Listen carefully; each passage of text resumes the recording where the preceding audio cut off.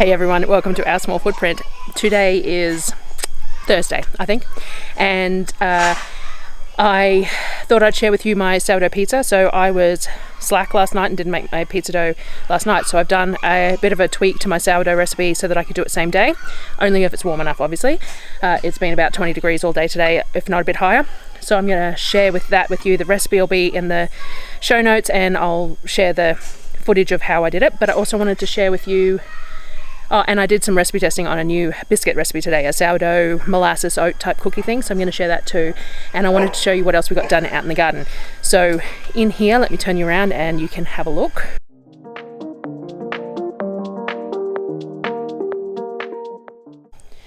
So this is where we plant all our tomatoes in summer. So obviously there's no tomatoes in here at the moment because it's coming into winter. And we just put this new bed in here that we've used some natural edging, some red gum logs that we found out in the garden to put in this bed, which is going to be herbs and flowers in summer, but I'm probably going to plant the rest of my garlic in here now because we won't plant flowers again until September, October, so that's around about when the garlic comes out. So we amended these 3 herb beds that have been here all along and put some new herbs in there. I got a few things from Green Patch, so I've got here some garlic chives, some echinacea, I got some orange mint and some variegated apple mint, and then we've got the stuff that we've always had in here before. So we've got some comfrey here, there's some plantain and some chamomile, some parsley and borage and things like that. So we did these ones, amended all these today, which is great. We also, let me take you around the back and I'll show you, we put our Kiwi berries in as well. Now these arches are cheap Bunnings ones and they will not sustain kiwi berry plants, but they're just placeholders at the moment. So we got 4 kiwi berry vines, but we had all that rain and we didn't get them in the ground. So a couple of them are looking very sad and we'll see how they go. I fed them and put them in good soil and we'll have to see. But so I've got 4 kiwi berry plants here and we're going to create, so much rubbish in the background, but anyway, we're going to create a bit of a hardwood arbor that they can climb over, but for the moment they've got these little metal points to climb up, and then by the time it's spring and they start taking off again, we will create that arbor. We also got a good start on the new chicken pen. So the new chicken pen's going to be out here, out the back in all this bushland, and the house is over this way. You make everyone dizzy over there. So the house is that way and then the chicken pen's in front of me, and I'll turn you around and let you have a look. But the rain has been a bit of an issue with getting this started, so we're a bit behind on where I'd like to be. I still have all those berry plants in pots that really need to be potted out. But we have to get the old chicken pen down to do that. So let me spin you around.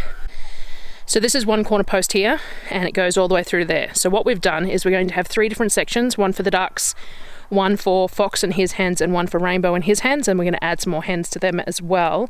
So we're going to have 3 different pens. So they're going to go that way and they're going to go that way 7 meters, and then each way this way is about 4, 5 including the gateway. So there's a gateway for the first pen and then it will be blocked off, and then through this way there's a gate for each of these pens here. It's going to go in, and then we've got it through to the end and a corner post there going that way.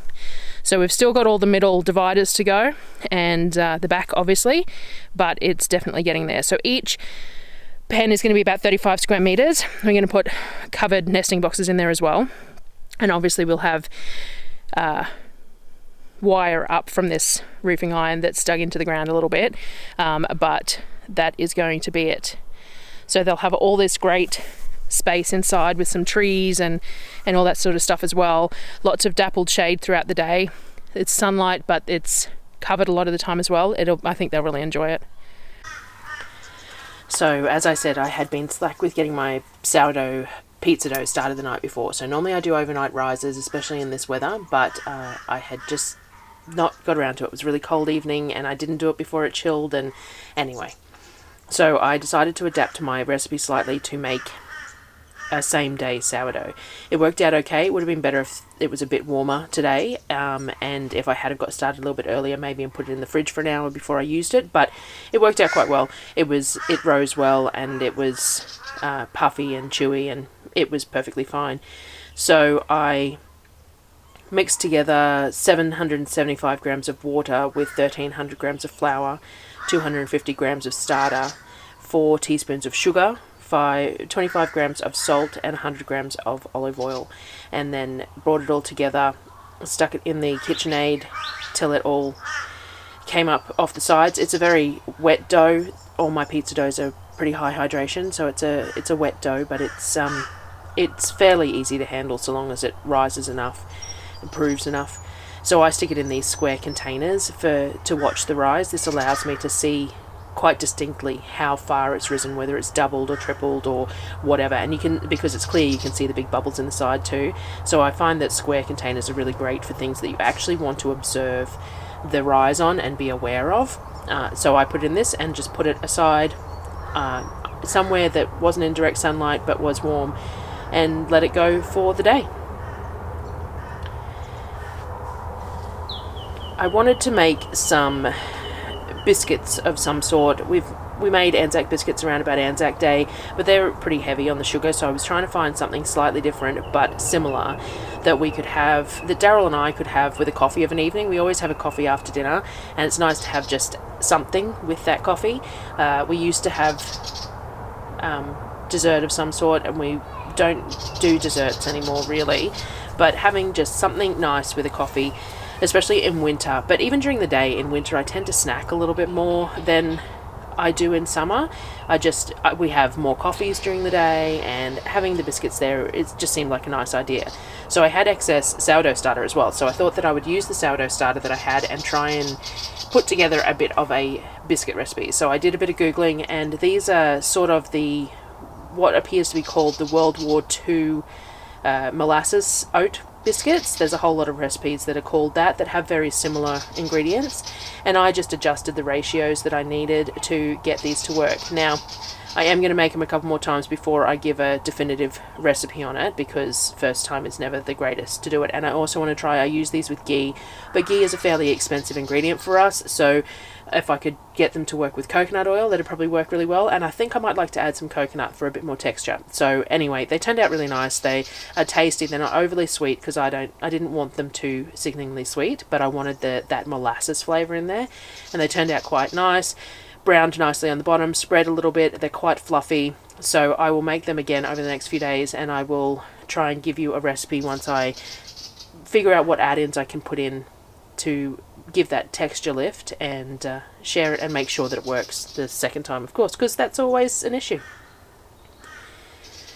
When it was time for dinner, I divided up the pizza dough. So the batch of pizza dough that I makes 8 bases that are around 250 to 300 grams each, and I didn't weigh them today because the dough was pretty tacky, because it was a little short-proofed. It could have done with a little bit longer, but it was workable and it was fine. So I did the normal, dividing it all up into 8, rolling it into balls, and putting semolina on the base of the containers and sprinkling semolina over the top. Sonnet was helping me with that, and then the semolina stops the balls from sticking to each other and sticking to the base of the container, and then put them aside. Now, normally I would put them in the fridge because it would be the next morning, and I'd put them in the fridge all day, and then I'd pull them out when I'm ready to bake them. Now, I didn't put them in the fridge because the proofing was a little low. I probably should have though, I think, but they continued to rise a little bit, continued to proof a little bit in the balls, and they worked alright. So you can see them in the video where I'm making them. They came out of the trays fairly okay. They didn't stick too bad when I was shaping them.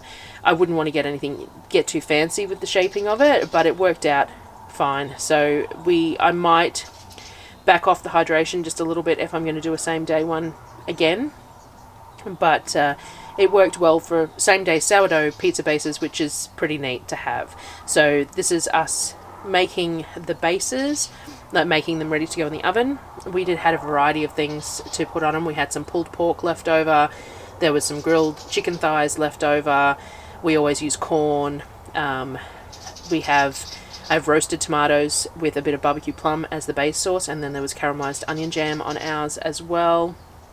The zucchini faux pineapple went on them as well, and a bit of shredded bacon, all that sort of stuff just over the top. So this is how we put them together.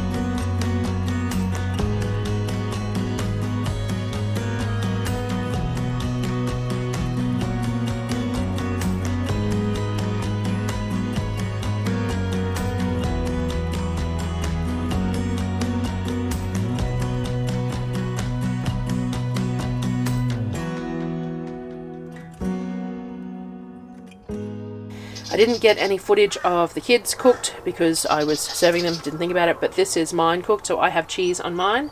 Nobody else has cheese on theirs, but this is what it looked like. So the base puffed up nicely, it was well cooked, it was crispy on the bottom, chewy through the middle, it worked quite well. I was pretty happy with that.